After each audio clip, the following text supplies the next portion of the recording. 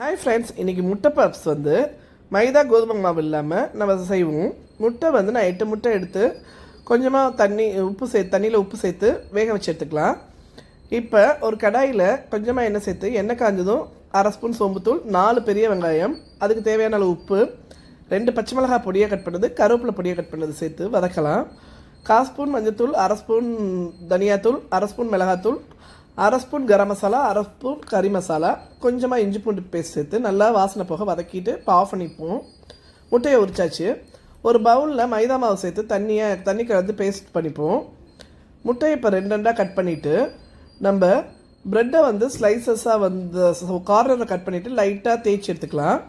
இப்போ நம்ம ரெடி பண்ணி வச்சுருக்க மசாலாவையும் அது மேலே முட்டையும் வச்சுட்டு சைடில் வந்து மைதா மாவு பேஸ்ட்டை தடவிட்டு நம்ம இப்போ வந்து அடுப்பில் வந்து நான் எண்ணெய் காய வச்சுருக்கேன் கடாயில். அதில் வந்து மீடியமில் வைக்காதீங்க, சிம்மில் வச்சே பொரிச்சிடுங்க. நல்லா கோல்டன் ப்ரௌனாக நல்லாயிருக்கும். ஆனால் இந்த மாதிரி டீப் ஃப்ரை பண்ணாதீங்க. ஆயில் நல்லா அப்சார்ப் ஆகுது. அதுக்கு பதிலாக நீங்கள் தோசை தவாவில் கொஞ்சமாக எண்ணெய் சேர்த்து டோஸ்ட் பண்ணி எடுத்திங்கனாலே இது ரொம்ப சூப்பராக இருக்கும். நான் வந்து இது ஃபஸ்ட் டைம் ட்ரை பண்ணி பார்த்தேன். ஆயில் ரொம்ப ஜாஸ்தி, அதனால் இது மாதிரி ட்ரை பண்ணாதீங்க. தோசை கல்லில் ட்ரை பண்ணுங்கள், ரொம்ப நல்லாயிருக்கும்.